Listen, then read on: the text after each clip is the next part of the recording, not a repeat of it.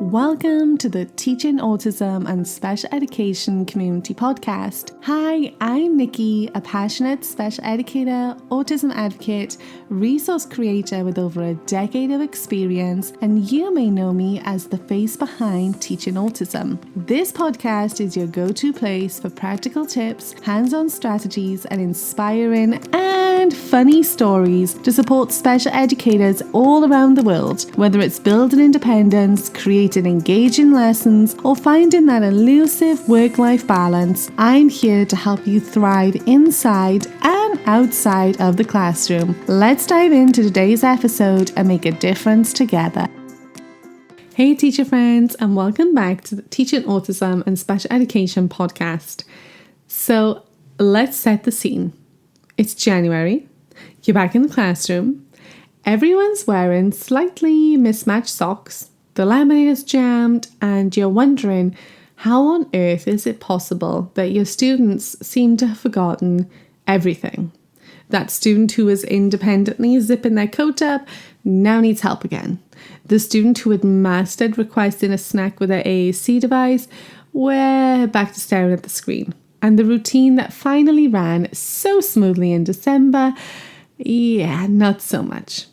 So before you start to panic or question everything that you did last month, I want you to take a deep breath, because today we are going to talk about why this happens, why it's totally normal, and what you can do to help your students bounce back without burning yourself out. So why does skill loss happen after a break? First things first, let's call it what it really is, regression, or more accurately, skill dormancy. So it's not that your students have lost the skill, it's that their brains have had a break from using it. So think of it like a muscle. If you stop exercising for a few weeks, it feels weaker when you start again, but the strength comes back quickly once you're consistent again. So for neurodivergent students, the reasons go even deeper. So routine changes can equal a disruption of safety. Our students rely heavily on structure, and when routines shift over holidays, their brains spend all their energy adjusting instead of retaining. And sensory overwhelm.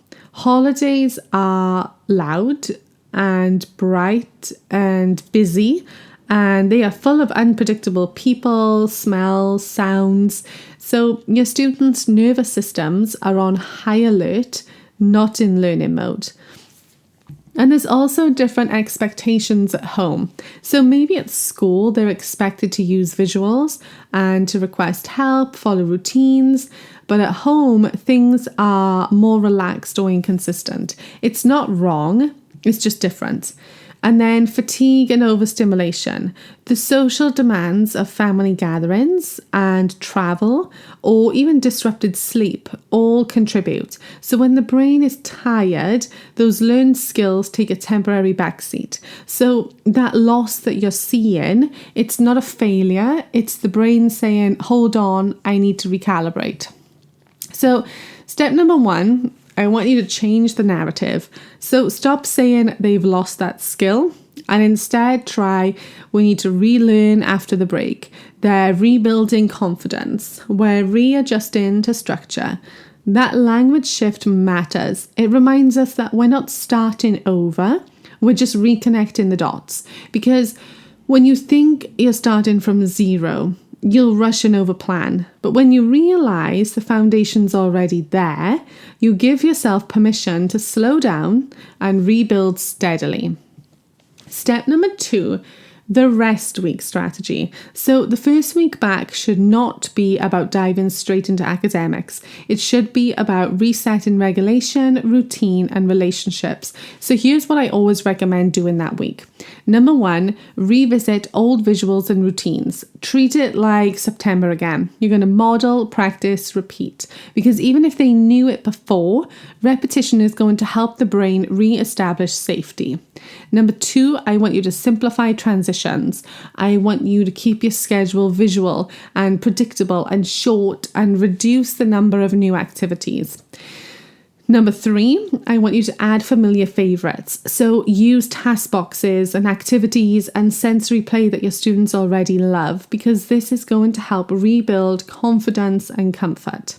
Number 4, plan extra movement breaks. After sitting at home for 2 weeks, your bodies need movement to regulate. So add more gross motor activities to help reset that focus. And number 5, ease into academics gradually. Think review, not rigor. Bring out review materials disguised as fun, like winter-themed counting or matching or crafts. Reset week isn't lost time, it's investment time. So you're setting the tone for the rest of this school term. Step number 3, identify which skills actually need reteaching. So not all regressions are equal. Some skills come back with 1 or 2 refreshers. Others might need more structured reteaching. So here's how to tell the difference. So for motor skills like cutting and writing and zipping, you might notice some hesitation or even awkwardness. So what you can do is to model again. You can do some short daily practice. You can even do some hand over hand if that's appropriate, though I don't love that one. But again, individual classrooms and students and everyone has different needs. So if the skill type is communication skills, you might notice fewer words, fewer signs, delayed responses. And what you can do is remodel AAC or visuals during every interaction. If it's social or emotional skills, you might notice more meltdowns, less tolerance, less patience.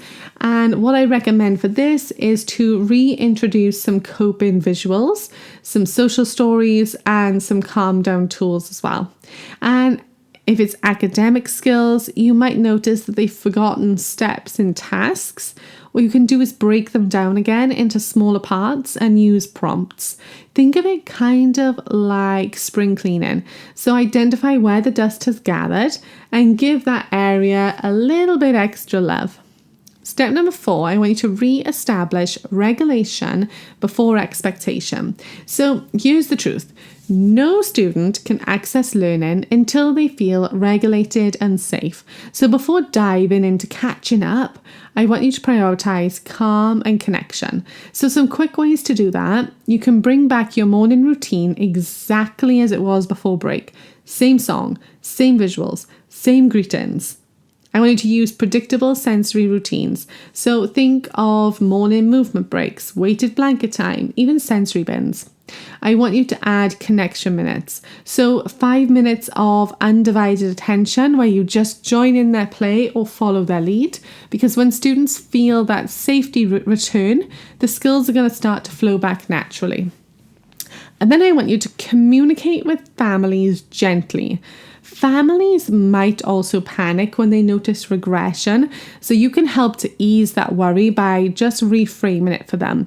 So try saying something like, you might notice some skills looking a bit rusty after the break. That's totally normal. We're going to spend the first week rebuilding routines and confidence, and they're going to bounce back quickly.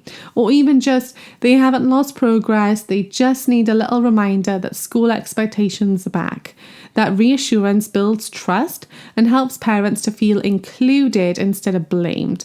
So if possible, send home a quick welcome back visual schedule or tip sheet, and that way families can support that consistency at home as well. Step number 6, practical classroom tips to support relearning. Here is where you can take action because trust me, small tweaks can make a huge difference. So number 1, I want you to start each day with success. So begin with something that every student can do. You know, like at home, when you first wake up in the morning, you make your bed because it lays the foundation for the day of success. I want you to do the same for your students. So something that they can do. A matching task, a favorite song, a routine they love, because having that success early on is going to build motivation for the rest of the day. 2, I want you to use first and then visuals generously. First we unpack, then we play, help students remember the structure and reduces anxiety. 3, I want you to keep transitions slow and visual. Use timers, countdowns, and clear signals. Many regressions happen during changeover times, not actual lessons. Number 4, lean on sensory regulation tools.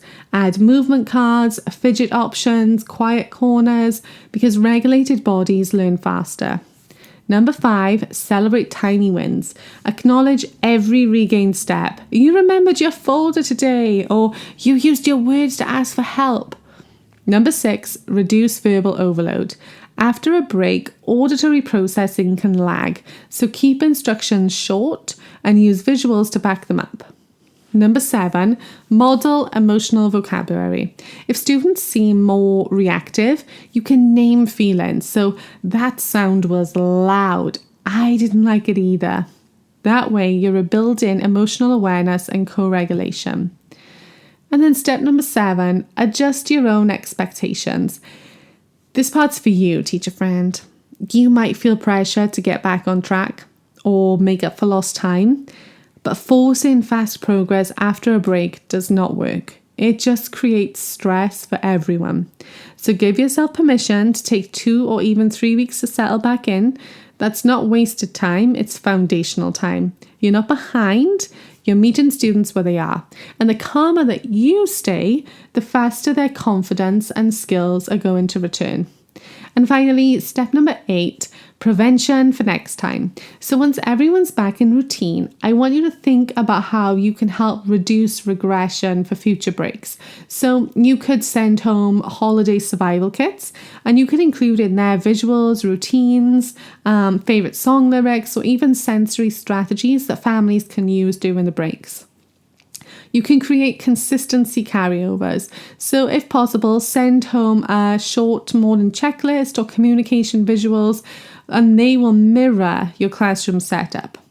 You can record a short hello video before break, and you can show it again the first day back, a visual reminder that routine is returning. You can keep families informed. A quick email saying, you may notice some changes when we return. That's okay and expected, can work wonders. And remind yourself too, every January, take a moment to re-listen to this episode and remind yourself that the wobble is normal and temporary. Regression is not failure, it's just feedback. It's your students' way of saying, I need to feel safe and comfortable again before I can show you what I know. And then we're going to meet that with patience and structure and empathy. And those skills are going to come back even faster than we think. So this year, instead of worrying about what they've forgotten, I want you to focus on helping them remember how safe and capable that they are. You've built that foundation already. It's still there, even if it looks a little buried under Christmas glitter and candy right now. But give it a week or 2 and you'll see it shine again. You are doing incredible work, teacher friend, and your calm, steady presence after the holidays is the greatest gift your students could ask for.